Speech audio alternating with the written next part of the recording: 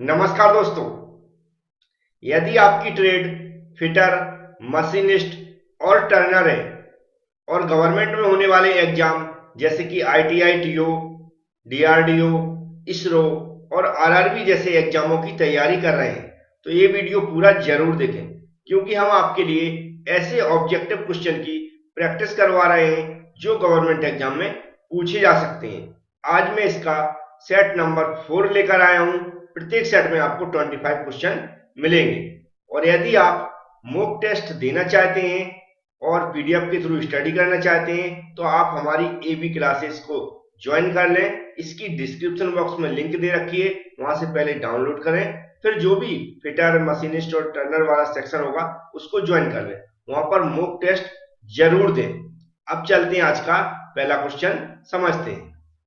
तो first question के अंदर लिखा हुआ है, it is a light white colour sheet.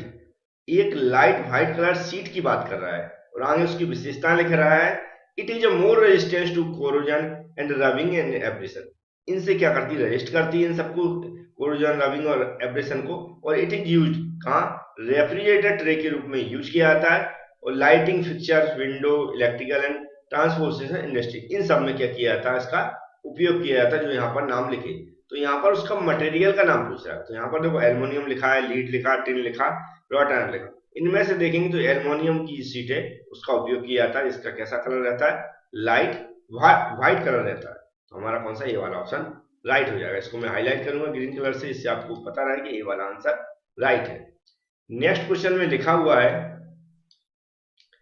For honing of non ferrous metals, और यहाँ पर ब्लैंक दिया है, abrasive honing tools is used. तो कौन से एब्रेसिव टूल्स का उपयोग किया जाता है होनिंग प्रोसेस के लिए नॉन फेरस मेटल। ठीक है, तो याद रखें, होनिंग प्रोसेस तो आप जानते होंगे, जो भी हम सिलिंड्रिकल होल वगैरह करते हैं उसकी फिनिशिंग के लिए जो भी हम फिनिशिंग करते हैं वह उसके कहलाती है, होनिंग कहलाती है। तो उसके लिए एक स्पेशल टूल यूज किया जाता है, एब्रेसिव होनिंग टूल।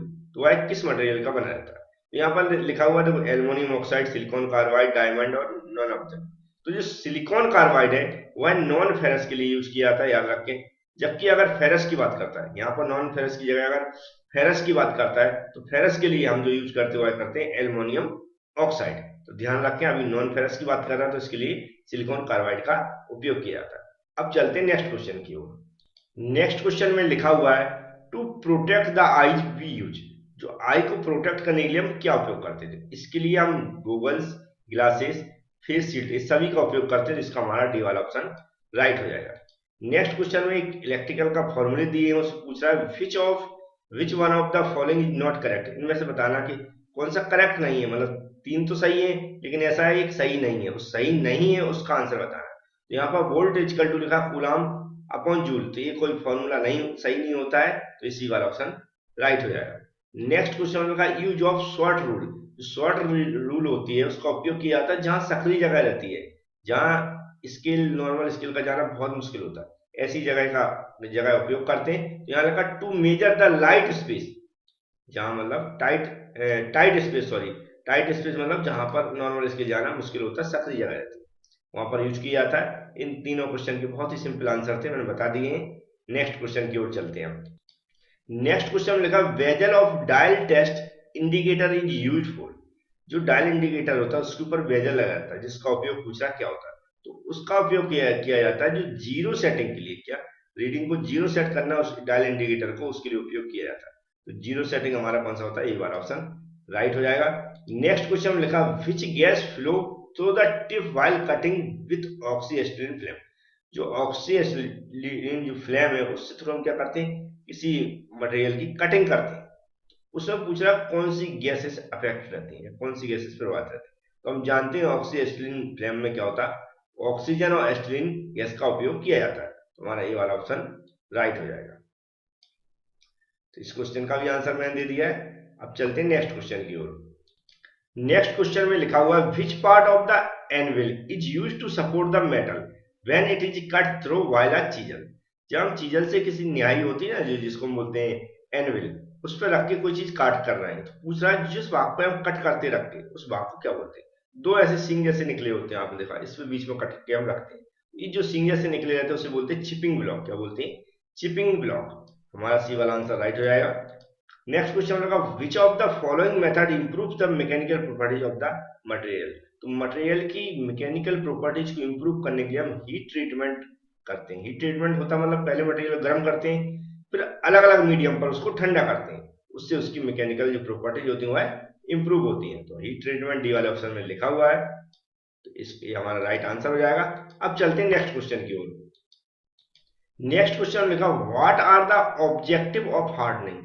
जब हम हार्डनिंग प्रोसेस करते हैं इसका ऑब्जेक्टिव क्या होता है? तो इसका ऑब्जेक्टिव होता है जो हमारी स्टील है या कोई टूल बना हुआ है उसको घिसने से बचाने के लिए हार्डनिंग प्रोसेस करते हैं। यह जो हमारा ऑप्शन लिखा high hardness for wear resistance, मतलब घिसने से बचाने के लिए, हमारा डी वाला ऑप्शन राइट होगा।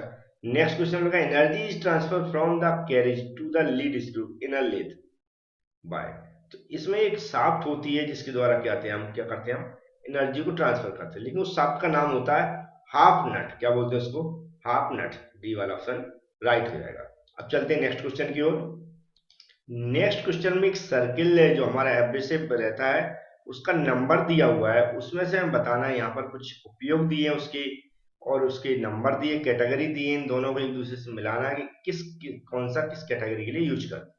तो यहाँ पर देखेंगे तो जो ए वाला है इसका उपयोग करते हैं हम ग्रेन साइज के लिए, जबकि 60 जो नंबर लिखा हुआ है इसका ए मतलब होता है ग्रेन साइज के, सॉरी जो कैटेगरी है यहाँ पर वो है 60 के लिए यूज होती है। 60 मतलब क्या होती है? कैटेगरी होती है। जबकि हमारा जो ग्रेन साइज है वह जे क्या है, ग्रेन साइज को शो कराता है। जबकि हमारा जो टाइप ऑफ एब्रेसिव है यह टाइप ऑफ एब्रेसिव ABCD जो रहती है उसकी नंबरिंग के लिए शो होती है। जबकि नंबर ऑफ स्ट्रक्चर है 1 2 3 जो हमारा यूज किया गया 6 नंबर उसका उपयोग होता है। इनमें से हम जो मिलाएंगे वो डी वाला ऑप्शन राइट है हमारा। तो इस तरह के क्वेश्चन हर एक पेपर में एक दो क्वेश्चन इस तरह कैटेगरी वाले पूछे जाते हैं, तो इनको भी हमें याद रखना है। अब चलते हैं नेक्स्ट क्वेश्चन की ओर। नेक्स्ट क्वेश्चन में लिखा हुआ है the amount of power transfer does not depend on.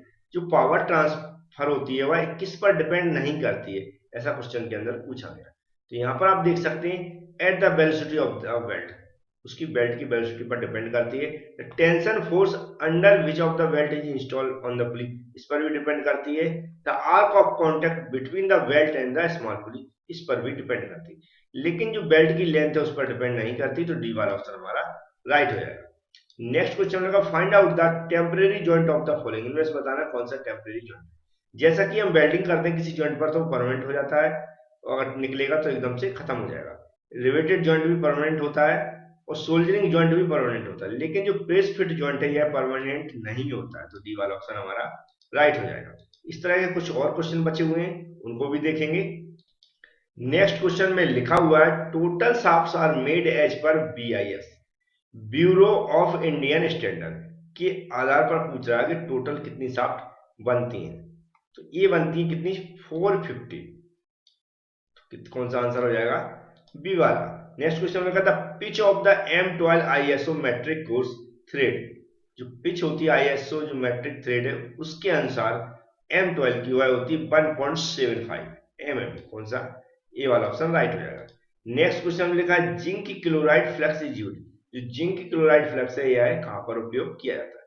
तो ये जो फ्लेक्स यूज किया जाता है वह किया जाता है कॉपर ब्रास और टिन सीट के लिए। किसके लिए? कॉपर ब्रास और टिन सीट के लिए उपयोग किया जाता है। इसका सी वाला आंसर राइट हो जाएगा। तो ये कुछ क्वेश्चन थे जो भी मैं बता रहा हूँ, कंटिन्यू प्रैक्टिस क्वेश्चन है, इसकी आप गैस जरूर करें। और जैसा मैंने बताया यदि आप इसका मॉक टेस्ट अटेम्प्ट करना चाहते हैं, मैं तो कहता हूँ करना ही चाहिए। मॉक टेस्ट से आपकी तैयारी कैसी हुई ये पता चलेगा। इसके अलावा वहीं पर आपको 3 सेक्शन मिलते हैं। होम पे आपको 20 क्वेश्चन मिलेंगे आपको डेली, जिससे आप क्या कर सकते हैं 10 मिनट के अंदर प्रैक्टिस कर सकते हैं। तो फ्री रहते टोटली। इसके बाद आपको सेक्शन मिलेगा किसका? टेस्ट के नाम से। टेस्ट पे जाकर आप मॉक टेस्ट दे सकते हैं। इसके बाद नेक्स्ट सेक्शन मिलेगा ई बुक का और वीडियो का। ई बुक में आपको PDF के थ्रू इस तरह सारे क्वेश्चन पढ़ने को मिलेंगे विद आंसर, और उसके बगल में वीडियो के थ्रू आपको समझने को मिलेंगे। तो आप एप्लीकेशन जरूर डाउनलोड करें, डिस्क्रिप्शन बॉक्स में लिंक दी गई है। चलते हैं नेक्स्ट क्वेश्चन की ओर। नेक्स्ट क्वेश्चन में लिखा हुआ है which pipe is generally used for main line of water supply. जो वाटर की मेन लाइन सप्लाई होती है उसमें जो पाइप यूज किया जाता है वह किस मटेरियल का बना जाता है? तो नॉर्मल CI का बनाया जाता है, मतलब कास्ट आयरन का बनाया जाता है। CI मतलब cast iron, pipe cast iron का बनाया जाता है। तो हमारा ए वाला ऑप्शन राइट है। सर नेक्स्ट क्वेश्चन में लिखा होनिंग अलाउंसेस इज कैप्टेड। जो होनिंग हम प्रोसेस करते हैं उसमें अलाउंसेस कितना रखते हैं, तो इसमें बहुत कम रखते हैं क्योंकि एकदम करेक्ट फिनिशिंग चाहिए होती है, लगभग 0.01 से 0.02 mm तक। तो हमारा देखेंगे तो इसमें ए वाले ऑप्शन में लिखा हुआ है, तो हमारा वो क्वेश्चन राइट हो जाएगा ऑप्शन। नेक्स्ट क्वेश्चन में लिखा which tool is use to clean the outer part of the old thread. अगर किसी नट वगैरह बोल्ट में ओल्ड थ्रेड है उसको साफ करने के लिए, याद रखें आउटर बाहर बनी हुई थ्रेड को साफ करने के लिए क्या उपयोग करते हैं, तो इसके लिए डाई नट का उपयोग किया था। इसका डाई नट का उपयोग किया था। ये हमारा कौन सा डी वाला ऑप्शन राइट हो जाएगा। अब चलते हैं नेक्स्ट क्वेश्चन की ओर। नेक्स्ट क्वेश्चन में लिखा हुआ है what is the other name of the central drill. जो सेंट्रल ड्रिल है उसका और किस नाम से जाना जाता है, इसको जाना जाता है कंटिन्यूअस ड्रिल बिट के नाम से। किसका, कंटिन्यूअस ड्रिल बिट के नाम से जाना जाता हुआ। उम्मीद है क्वेश्चन जो भी मैं कर रहा हूँ ये आपको पसंद आ रहे होंगे क्योंकि इसी तरह के क्वेश्चन पूछे जाते हैं। नेक्स्ट क्वेश्चन में लगा जिग का उपयोग किया था। वैसे नॉर्मल देखा होगा जिग का यूज किया जाता है किसी वर्क पीस होता है, जॉब होता है, उसको होल्ड करने के लिए और गाइड करने के लिए। लेकिन यहाँ पर ऑप्शन नहीं दिया तो यहाँ पर उपयोग पूछा गया, तो फॉर ऑपरेशन ड्रिलिंग, रीमिंग और टैपिंग, इन सब के लिए हम किसका उपयोग करते हैं, जिग का उपयोग करते हैं। जैसे यहाँ लगा टू क्लैम्प द वर्कपीस, तो ओनली क्लैम्प के लिए यूज नहीं करते, सही नहीं हो सकता। टू गाइड द टूल, सिर्फ गाइड के लिए यूज नहीं करते।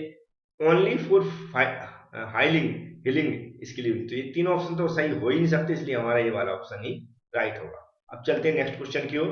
नेक्स्ट क्वेश्चन में लिखा है which reamer is used to remove very little metal, मतलब बहुत कम से कम मेटल को हमें रिमूव करना है तो हम क्या उपयोग करते हैं, इसके लिए उपयोग किया जाता है एडजस्टेबल रिमर। क्या होता है, एडजस्टेबल रिमर। बी वाला ऑप्शन राइट हो जाएगा। नेक्स्ट क्वेश्चन में विच फाइल, फाइल के बारे में बात कर रहे हैं, कौन सी file having a core that is safe, इसकी एक कोर सेफ रहती है और उसका उपयोग किया जाता है use to filing a surface and angle 90 degree पर to a previously polished surface.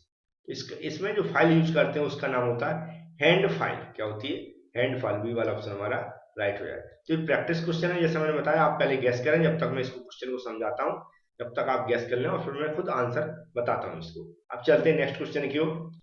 तो ये हमारा आज का लास्ट क्वेश्चन है। इसमें लिखा है what is the V block used for in the workshop. जैसा कि हम जानते हैं वी ब्लॉक का साथ वी जैसा होता है, बीच में थोड़ा कट होता है, आसपास दो किनारे होते हैं, जिसका मैक्सिमम उपयोग राउंड जो हमारी मतलब गोल सर्कुलर रॉड होती हैं, जिससे वो ज्यादा खिसके नहीं, उस पर कोई ऑपरेशन किया जा सके, इस तरह की रॉड को पकड़ने के लिए किया था। मैंने लगा टू होल्ड राउंड रॉड्स, तो सी वाला ऑप्शन हमारा राइट हो जाएगा। तो उम्मीद है क्वेश्चन जो भी मैं प्रैक्टिस करवा रहा हूँ उसमें आपको अच्छा लग रहा होगा, क्वेश्चन समझ में आ रहे होंगे। ऐसे ही मैं मैक्सिमम क्वेश्चन कराऊंगा। आप हमसे जुड़े रहें, चैनल को सब्सक्राइब जरूर करें, बेल आइकन को ऑन कर लें जिससे कि आने वाले वीडियो के नोटिफिकेशन आपके पास पहुंच सके। Thank you friends.